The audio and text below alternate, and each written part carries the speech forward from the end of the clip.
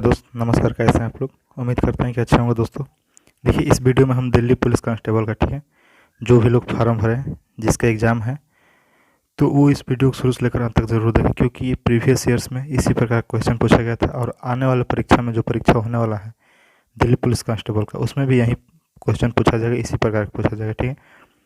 तो इसलिए इस वीडियो को शुरू से लेकर अंत तक देखें और हमारे सरकारी एग्जाम पॉइंट यूट्यूब चैनल को सब्सक्राइब कर ले अगर आप दिल्ली पुलिस कांस्टेबल से रिलेटेड पल पल के अपडेट पाना चाहते हैं दोस्तों। तो और कमेंट में ज़रूर बताइएगा कि आप कितना क्वेश्चन सही किया है, ठीक है। तो आइए देखिए, पहला क्वेश्चन क्या है।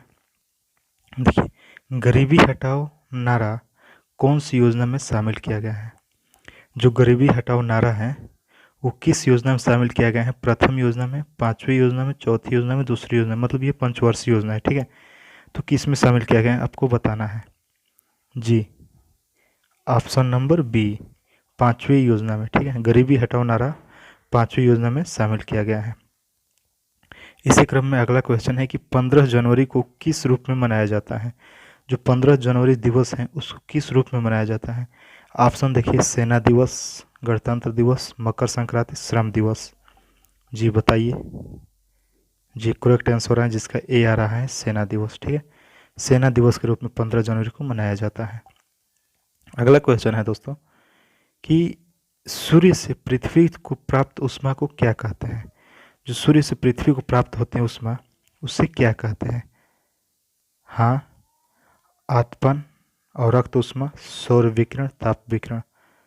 जी ऑप्शन नंबर ए, आतपन, ठीक है। आतपन कहते हैं उस क्रिया को जिससे सूर्य से पृथ्वी को प्राप्त होता है ऊष्मा, उसे कहते हैं आतपन, ठीक है।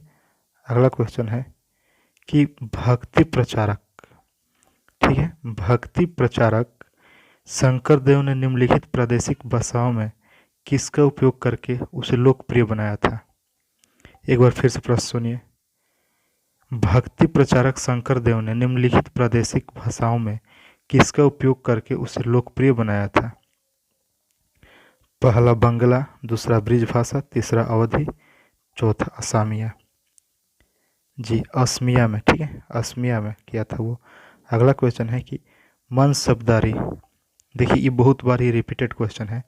मनसबदारी प्रणाली किसने आरंभ की थी।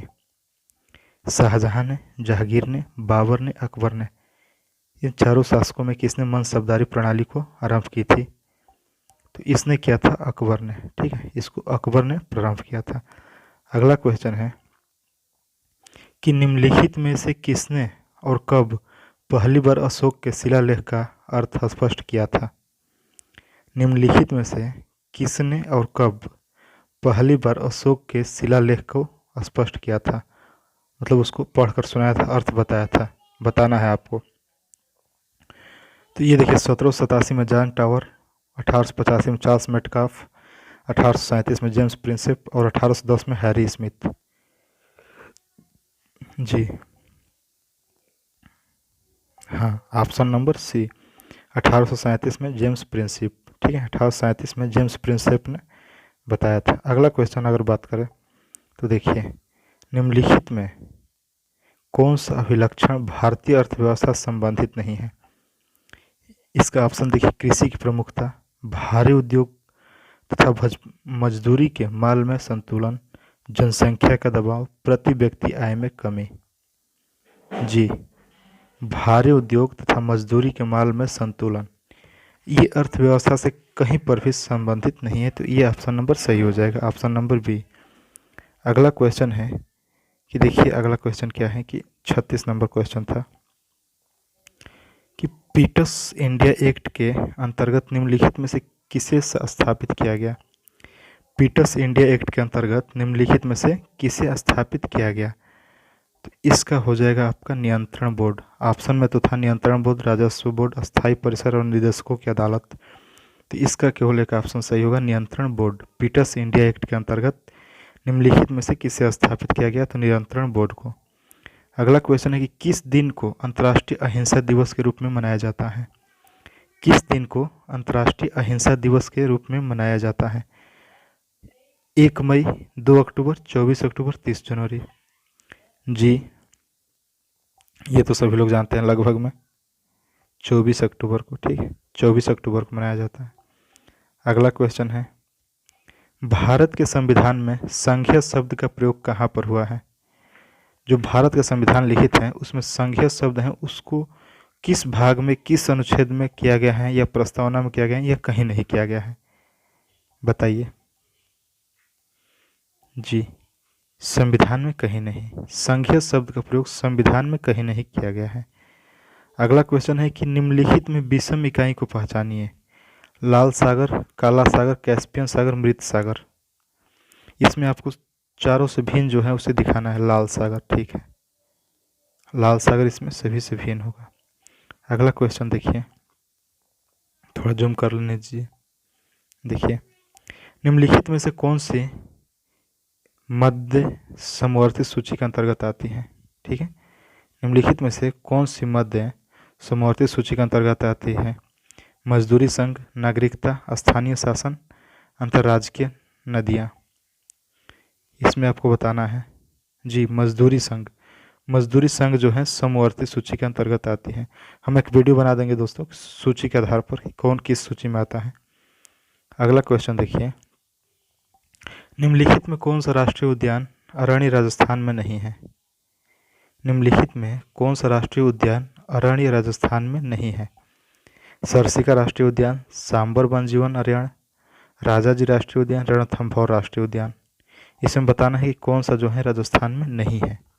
ठीक है जी, राजाजी राष्ट्रीय उद्यान आपका राजस्थान में नहीं, ये ऑप्शन नंबर सही है। ठीक है, अगला क्वेश्चन है कि लक्ष्मीबाई राष्ट्रीय शिक्षा संस्थान स्थित है। लक्ष्मीबाई राष्ट्रीय शिक्षा संस्थान कहाँ पे स्थित है? पटियाला में, ग्वालियर में, इंदौर में, झांसी में। जी, आपको बताना है ग्वालियर में। कहाँ पे स्थापित है? ग्वालियर में। अगला, संविधान का कौन सा संशोधन राजनीतिक दल बदल से संबंधित है? संविधान का कौन सा संशोधन राजनीतिक दल बदल से संबंधित है? 50वां, 52वां, 60वां और 44वां। इसमें आपको बताना है कौन सा संशोधन है। ठीक है, जो राजनीतिक दल बदल से क्या है? संबंधित है। ठीक, तो इसमें आपका हो जाएगा ऑप्शन नंबर बी, 52वां नंबर। ठीक है, 52वां संविधान संशोधन। आगे अगर बात करें तो देखिए, निम्नलिखित में से कौन पंचायती राज से संबंधित है? निम्नलिखित में से कौन पंचायती राज से संबंधित है? तो इसका हो जाएगा आपका बलवंत राय मेहता समिति। बलवंत राय मेहता समिति जो है ना, पंचायती राज से क्या है? संबंधित है। अगला, अमुक्त माल्यदा किसकी रचना है? अमुक्त माल्यदा जो है वो किसकी रचना है बताना है आपको। कृष्णदेव राय की, बच्चा राज की, खारवेल की, अलासानी फेदन्ना की। ठीक जी, इसमें आपका है ऑप्शन नंबर 1, कृष्णदेव राय की। ठीक है, अगला क्वेश्चन, निम्नलिखित में कौन सा उद्योग कच्चे माल पर आश्रित उद्योग है?